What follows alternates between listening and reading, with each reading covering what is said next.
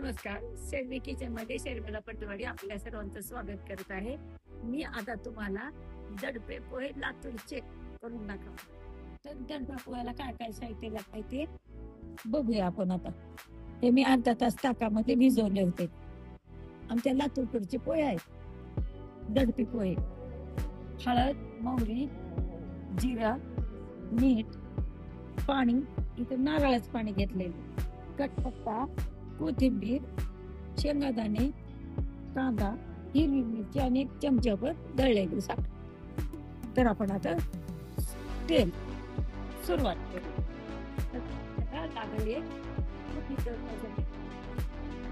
पातेलं किंवा पॅन किंवा काय म्हणतात. मग आधी पहिल्यांदा आपण शेंगादाणे टाकून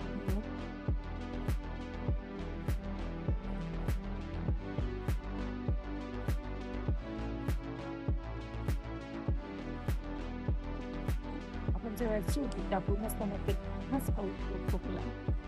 त्याच्यासाठी आपण आधी सगळं साहित्य आधी याच्यात टाकून घेऊया.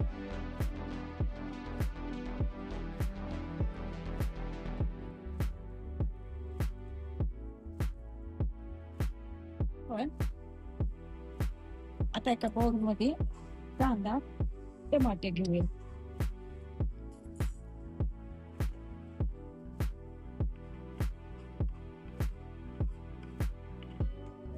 कांदा आणि टमाटे घेतले.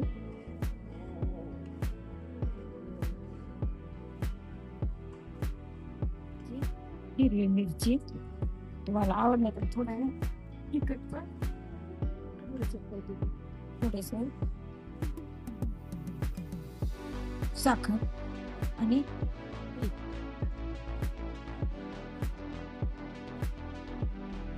मी तुमच्या चवीनुसार टाका. आता आपण फोडणी करू.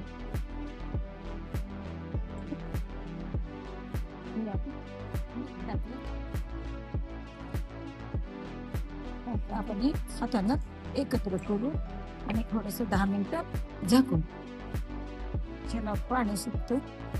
मग नंतर त्याच्यामध्ये आपण दडपे पोहे टाकायचे.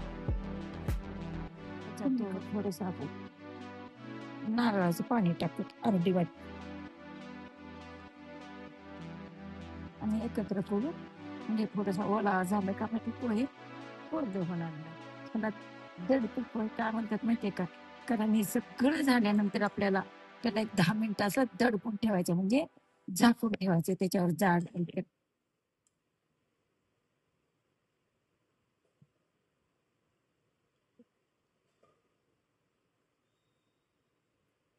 एक चमचा तेल टाकलं त्याच्या भातामध्ये.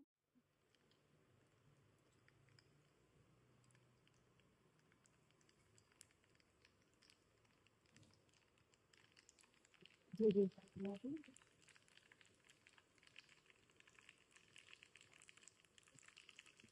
एक चमचा हळद,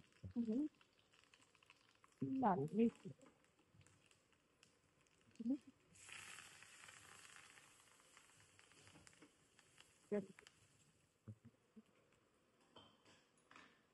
त्याच्यामध्ये एकत्र करू.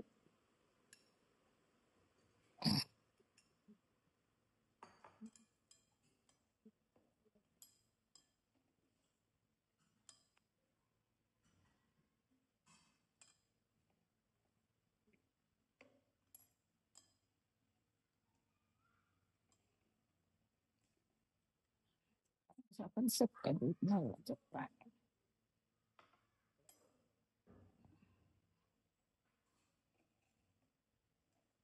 फोडणी थंड झाली.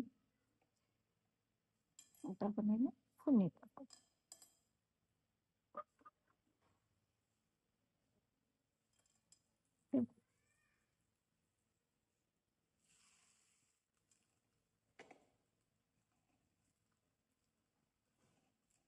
मिरच्या तळलेल्या, कोथिंबीर, शेंगदाणे, किती छान झाले ते मिश्रण तयार झाले.